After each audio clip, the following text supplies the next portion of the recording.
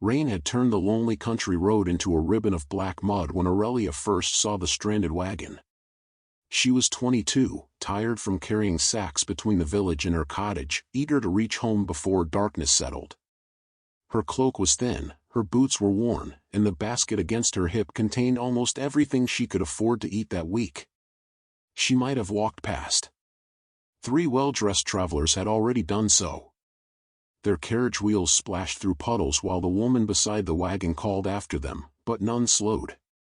The widow looked helpless beside her frightened horse, one hand gripping the reins and the other braced against the wagon's wooden side. Aurelia stopped.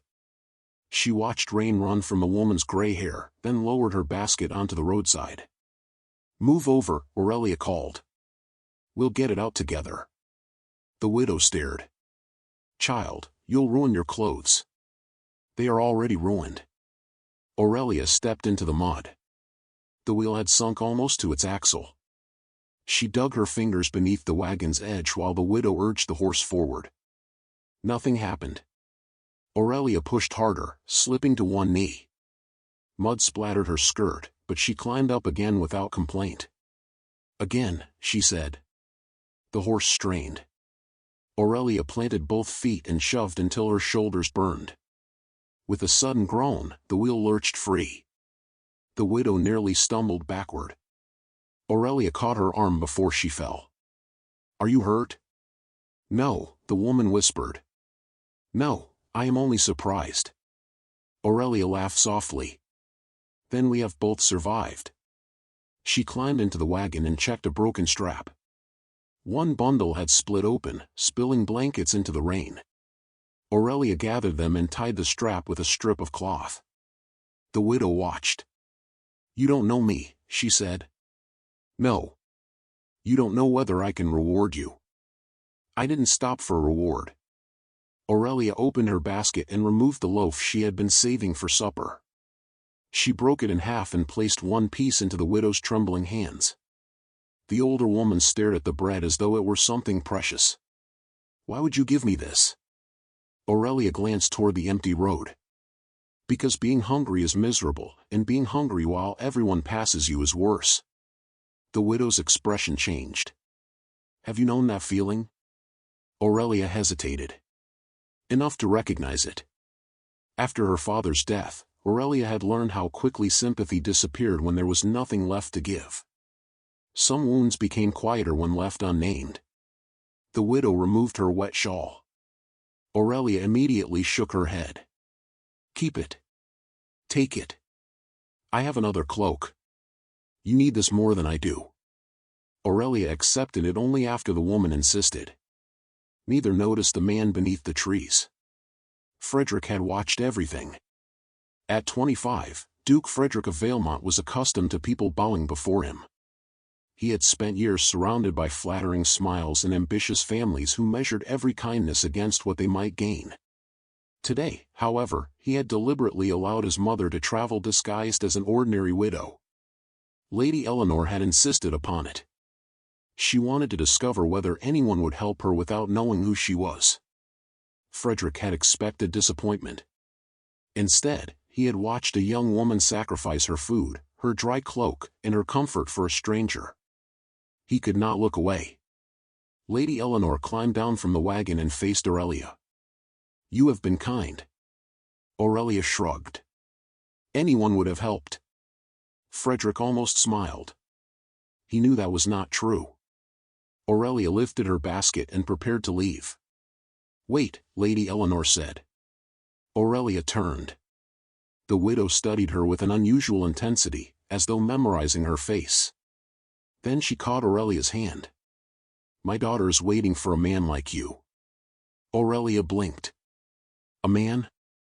Lady Eleanor smiled mysteriously. "Forgive me. The rain has made me muddled." Aurelia laughed. "I think it has."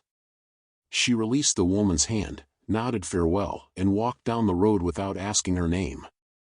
Frederick watched until she disappeared beyond the trees. Then he approached his mother. Lady Eleanor's tired expression vanished, replaced by quiet satisfaction. "You saw her," Frederick said. "I did." You frightened her with that strange remark. I wanted to see how she reacted. And? Lady Eleanor looked toward the road. Frederick, I have spent months searching for someone who would treat you as a man before treating you as a duke. He frowned. Mother, I am not searching for a bride. No, she replied. But perhaps she has already found you. Frederick glanced once more toward the village. For the first time in years, he was curious about someone who wanted nothing. And that curiosity was enough to make him turn his horse toward Aurelia's home before nightfall. 3 days after the storm, Aurelia was repairing the crooked fence behind her cottage when a familiar voice spoke from the road. You're going to break that post. She looked over her shoulder and found the stranger from the village standing beside the gate. He wore a plain dark coat and looked far too comfortable for a man who had never worked a field. I was managing before you arrived, Aurelia replied. Frederick smiled. Clearly. She handed him the hammer. Then manage this. He caught it, amused. You give orders to strangers? Only the ones who offer useless advice. Instead of leaving, Frederick rolled up his sleeves. For the next hour, he held the post while Aurelia secured it. His hands became dirty, and his boots suffered beneath the soil. He said little, but she noticed that he never complained. You're not very good at pretending to be ordinary, she said. His hands paused. What makes you say that? You stand like a man accustomed to people moving when you enter a room. Frederick recovered quickly. Perhaps I simply have good posture. Aurelia laughed. That sound followed him home. He came back the next morning, and the morning after that. Sometimes he brought tools or invented reasons to pass through the village. Aurelia knew he was hiding something, but not how important the secret was. Their conversations became easier. Frederick discovered that Aurelia read whatever books she could borrow, kept accounts more carefully than most merchants, and remembered every child in the village by name. Aurelia discovered that beneath Frederick's controlled manner was a man who disliked cruelty and had an unexpected tenderness toward animals. One afternoon, a frightened boy slipped from a riverbank during a sudden flood. Aurelia heard the scream and ran. Frederick followed without hesitation. The current seized the child before Aurelia could reach him. Frederick plunged into the water, caught the boy's coat, and fought toward the bank. A submerged branch struck his shoulder, but he refused to release the child. Aurelia threw him a rope. Together they dragged the boy to safety. When the child began crying against his mother's chest, Aurelia turned to Frederick. You could have been killed. So could you. That is not an answer. It is the only one I have. She noticed blood running beneath his sleeve. You're hurt. I'll survive. Aurelia tore a strip from her apron and wrapped his shoulder. Frederick watched her fingers move carefully. You always help everyone, he murmured. Someone should. His expression softened. So someone once failed to help you? Aurelia's hands stopped. Many times. She finished the bandage without explaining. That evening, Frederick could not stop thinking about her answer.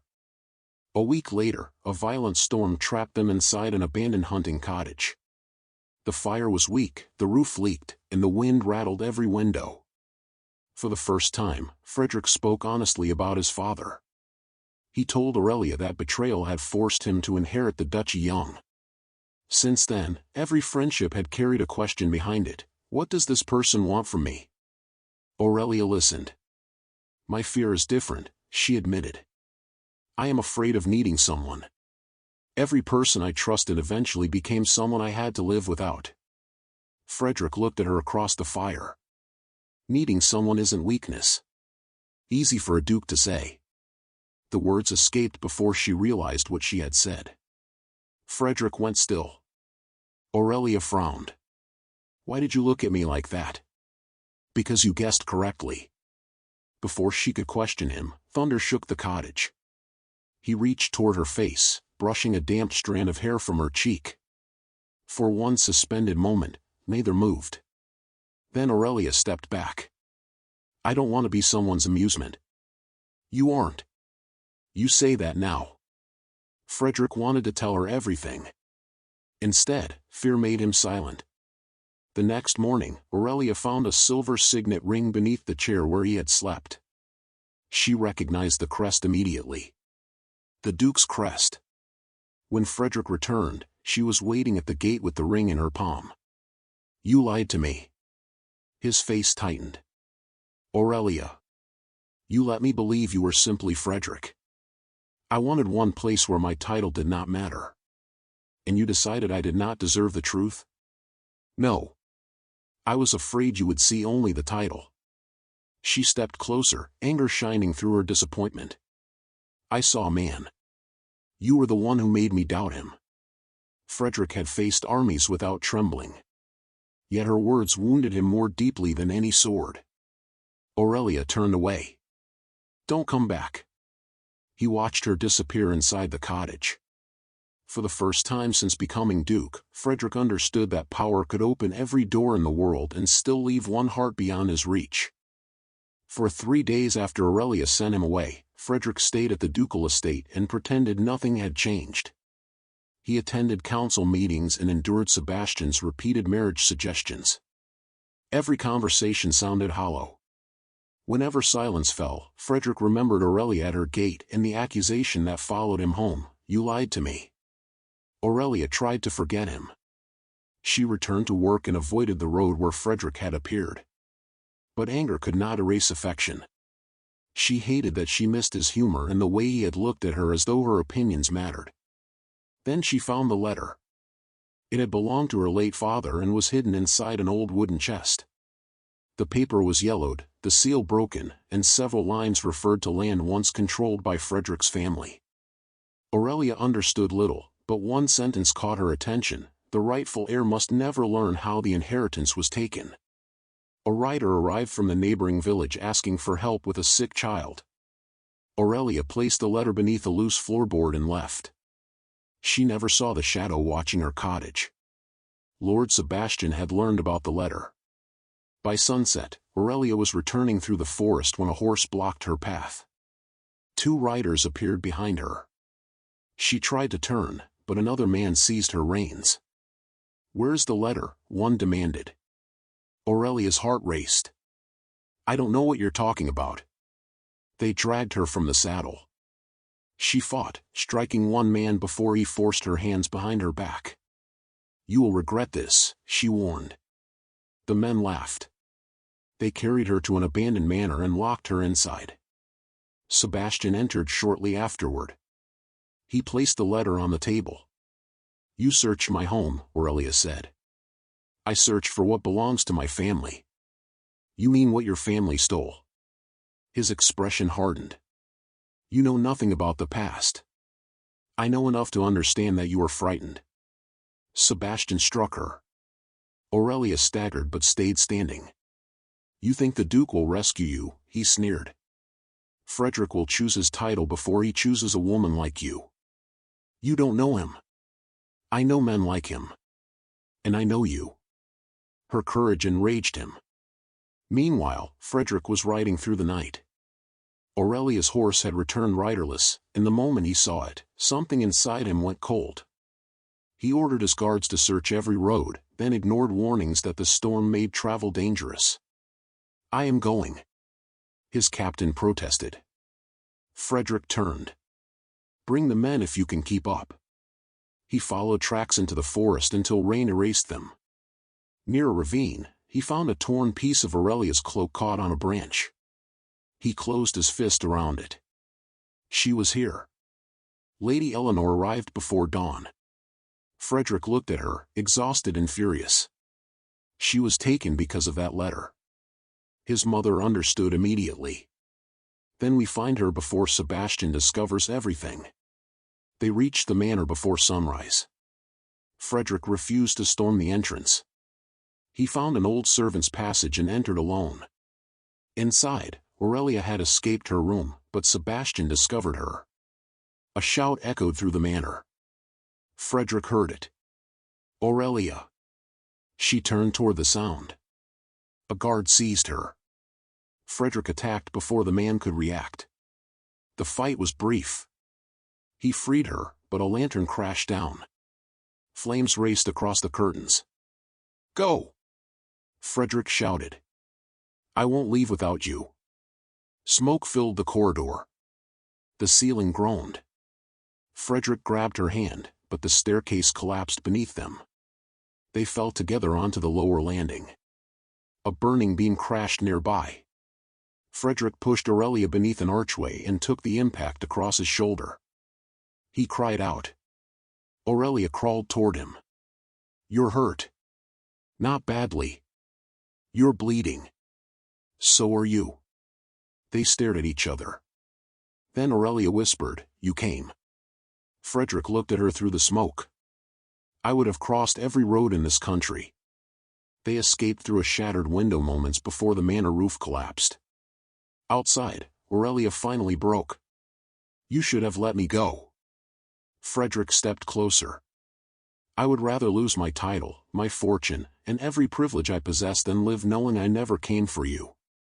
Her anger dissolved into tears. He reached for her. This time, she did not step away. Their kiss was brief and honest. But happiness lasted only until they returned to the estate. The nobles refused to accept Aurelia as Frederick's future duchess. Frederick stood before them and announced that he would surrender his title before surrendering the woman he loved. Then Lady Eleanor entered carrying the old letter. "There is something," she said quietly, "that Aurelia must know about her father." Everyone fell silent.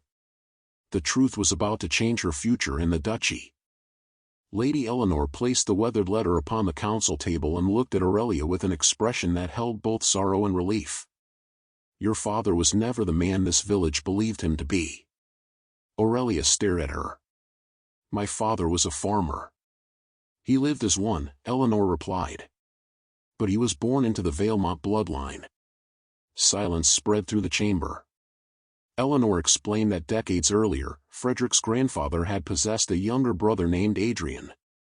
Adrian was the rightful heir to a distant branch of the family, but powerful relatives forged documents, stole his inheritance, and forced him into exile.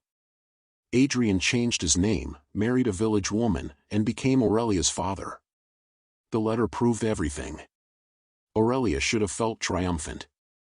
Instead, she felt strangely empty. "So I am noble?" "You are descended from nobility," Eleanor said. "But your worth was never waiting inside that blood." Frederick stepped toward Aurelia. "Then you have another choice. You can claim the inheritance, or refuse it." That realization angered her more than Sebastian's insults ever had. "I don't want their respect," she said. Aurelia lifted her chin. "I wanted respect when you thought I was nobody. I will not accept it now because you have discovered I might be somebody." Frederick smiled. Sebastian attempted to interrupt, but Eleanor placed the letter before the council. Frederick ordered an investigation into the forged documents, the attacks on Aurelia, and the abduction. Within weeks, Sebastian's allies abandoned him. Sebastian lost his influence, his estates were seized, and his name became a warning among nobles who had once feared him. Yet Aurelia asked Frederick for something unexpected. "Don't use his fortune to make me rich." "What should I do with it?"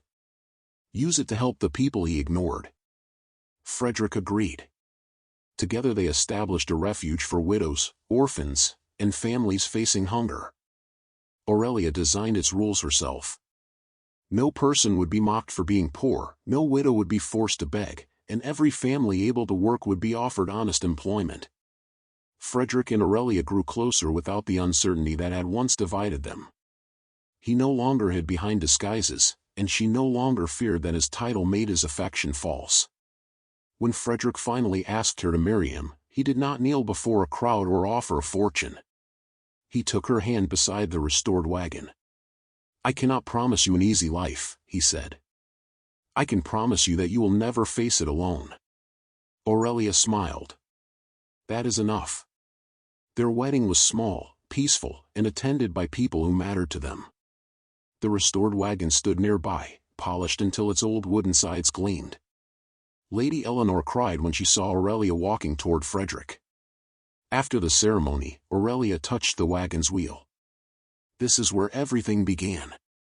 Frederick laughed softly. You ruined your shoes for my mother. I did not know she was your mother. That may have saved you from running away immediately. Years later, the duchy was transformed. Aurelia became beloved not because she was a duchess, but because people remembered that she had once been poor enough to understand their hunger. Frederick remained a duke, but became a different kind of ruler. He listened before commanding. He visited villages without ceremony. He learned that strength did not require distance. Then, one autumn afternoon, they returned to the road where they had first met. Rain had begun again. Ahead, another wagon was trapped in the mud. A frightened young woman stood beside it with a little girl clinging to her skirt. Aurelia immediately stepped from the carriage. He followed her into the mud. Together they pushed until the wagon rolled free. The young woman stared at them through tears. I have nowhere to go, she whispered. My husband is dead, and my daughter has no family. Aurelia knelt before the child. The girl looked frightened. Aurelia offered her a hand. You have family now, if you want us. Frederick looked at Aurelia. They brought the mother and child home, offering the woman work and a safe place to live. Before sleep, she asked, Are you really a duchess? Aurelia smiled quietly. Yes. The child considered this. Then why did you get muddy? Frederick laughed from the doorway. Because that is how your duchess met me. Aurelia looked at him, remembering the lonely widow, the hidden identity, the cruelty, the burning manor, and the promise beside the wagon. She had once believed kindness was something she gave away. Now she understood that sometimes kindness returned in the form of a home. The wagon stood outside beneath the rain. The same road stretched ahead. But no one was alone anymore. Frederick took Aurelia's hand. She squeezed his fingers. Together they walked inside, carrying not a crown, but a family.